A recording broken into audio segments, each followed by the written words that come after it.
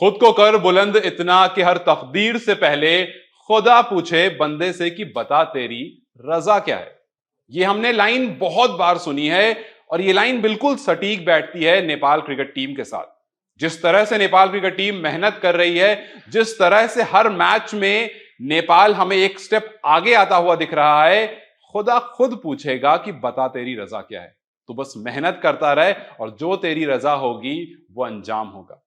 आज नामीबिया के सामने नेपाल की ये 3 रन की जीत कहीं ना कहीं सिर्फ एक 3 रन की जीत नहीं है, एक मैच की जीत नहीं है। हाँ, ये बात सही है कि इससे पहले नामीबिया के सामने हाल फिलहाल में ही 2 बार बैक टू बैक नेपाल हारा। इससे पहले नीदरलैंड से मैच हारा, लेकिन वो सारे मैच बहुत क्लोज कॉल्स थे। आप पिछले 2 T20 में भी अगर देखेंगे तो नेपाल ऐसा नहीं था कि वन साइडेड मैचेस हार रहा था। लेकिन आज जब नेपाल ने पहले बल्लेबाजी करी तो एक बड़ा स्कोर रखा। नेपाल के कुछ वो बल्लेबाज जो बहुत कंसिस्टेंट हैं और ये कहना गलत नहीं होगा कि अपने कंधों पर जिम्मेदारी लेकर के चल रहे हैं, वो आज एक बार फिर से उस जिम्मेदारी को लेकर के आगे बढ़ते हुए दिखे। पहले बल्लेबाजी करते हुए नेपाल ने 180 रन लगाए और वहीं पर कुशल मल्ला ने 55 रन की एक लाजवाब पारी खेली।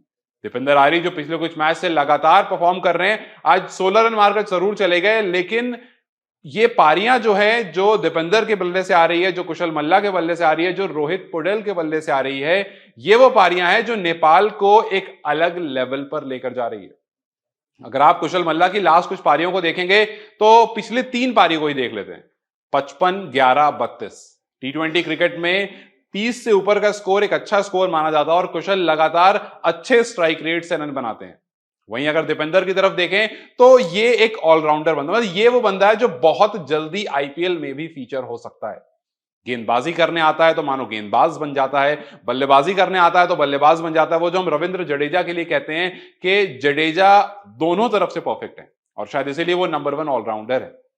नेपाल कहीं ना कहीं अपनी गेंदबाजी के लिए थोड़ा कमजोर जरूर हो जाता है। जब से संदीप गए हैं तब से नेपाल की गेंदबाजी कमजोर जरूर दिखने लगी है और आज भी ऐसा हुआ कि नेपाल की गेंदबाजी कहीं ना कहीं कमजोर जरूर दिखी, लेकिन आखिरी के 5 ओवरों में खिलाड़ियों ने उसको संभाल लिया और उस वजह से आज के मैच जीते। आज जो स्कोर था, अगर जैसे रोहित पौडेल को आप देख लें 10 आज करे, लेकिन इससे पहले 50 और 42 आए थे। अगर दीपेंद्र आर्य की मैंने बात करी 16 आज करे, 63 और 48 से पहले आए थे। तो आज कुशल मल्ला ने स्कोर कर दिया 55, 11, 32। आज आरिफ शेख ने 31 रन की पारी खेल दी। तो कुल मिलाकर बात यह है कि नेपाल क्रिकेट टीम के जो बैट्समैन हैं वो काफी अच्छा स्कोर कर रहे हैं। हालांकि जब मैं मैच देख रहा था तो आखिरी के 5 ओवर में ऐसा लगा कि रन और आ सकते थे। आखिरी के 5 ओवर में स्कोर अच्छे बने, 50 के आसपास रन बना, लेकिन वो और थोड़ा सा पुश हो सकता था, बट कहीं ना कहीं जाकर के स्कोर जो है वो थोड़ा थम सा गया। लेकिन जिस तरह से नेपाल के बल्लेबाजों ने आज बैटिंग करी, एक अच्छा टोटल दिया, उसके बाद गेंदबाजों ने थोड़ा सा रन लीक करना शुरू कर दिया और एक बार फिर से ऐसा लगा कि कहीं ये मैच हाथ से निकल ना जाए। लेकिन आखिरी का 5 ओवर, यूं कहूं कि वो 16th ओवर, जहां पर मैच जो है वो पूरी तरह से बदल गया। वो एक दीपेंद्र आर्य का ओवर जहां पर 2 विकेट आ गई, वो एक सोमपाल का ओवर जहां पर 2 विकेट आ गई, वो करण का ओवर जहां पर भी विकेट आ गई। मतलब आप वो 16th ओवर देख लें, दीपेंद्र आर्य गेंदबाजी कर रहे थे, 16 ओवर सिर्फ 2 रन देकर के 2 विकेट ले लेते हैं। 17वें ओवर की बात करूं तो 5 रन वहां पर आते हैं और 1 विकेट आ जाती है। तो 16th और 17th ओवर वो था जहां पर मैच पूरी तरह से बदल गया, जहां पर मैच पूरी तरह से नेपाल के हाथ में आ गया। लेकिन उसके बाद अगला ओवर में 18 रन आ जाता है। तो कहीं ना कहीं मैच जो है वो नेल बाइटिंग चल रहा था और ऐसा लग रहा था कभी नामीबिया के फेवर में, कभी नेपाल के फेवर में। लेकिन वो जैसा मैंने कहा ना शुरू में कि हर एक मैच में नेपाल एक स्टेप आगे बढ़ रहा है। तो ये बहुत अच्छा लगा देख करके कि नेपाल ने आज का मैच जीता और वो लाइन क्रॉस कर दी जो पिछले 2 मैच से नहीं कर पा रहा था। लेकिन आने वाले टाइम में देखना ये इंटरेस्टिंग होगा कि बल्लेबाज अपना काम बखूबी निभा रहे हैं, लेकिन कहीं ना कहीं गेंदबाजी जो यूनिट है वो कमजोर पड़ जा रही है। कहीं ना कहीं आज भी अगर आप देखेंगे तो हर वो गेंदबाज जिन्होंने 4 ओवर करे हैं, अगर आप देखो करण केसी को तो उन्होंने 4 ओवर में 49 रन दे दिए हैं।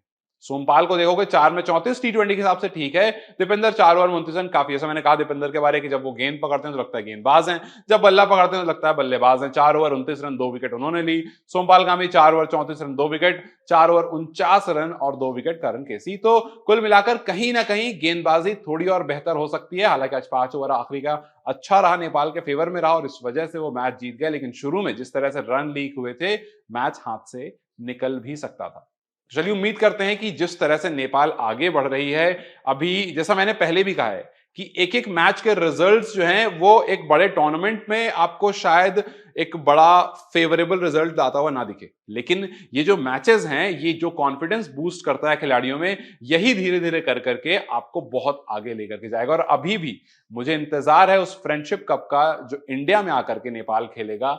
वहां से मुझे पूरी उम्मीद है कि कुछ खिलाड़ी बहुत ज्यादा निखर कर आएंगे और बहुत लोगों की नजरों में भी आएंगे। अभी शायद हम और आप बहुत छोटे और बहुत कम सर्कल में लोग हैं जो नेपाल को कवर कर रहे हैं, जो नेपाल के बारे में बात कर रहे हैं, लेकिन अगले 2-3 महीने के बाद इस बात को आप कहीं लिख कर ले लीजिए कि नेपाल के बारे में बहुत लोग बात कर रहे होंगे।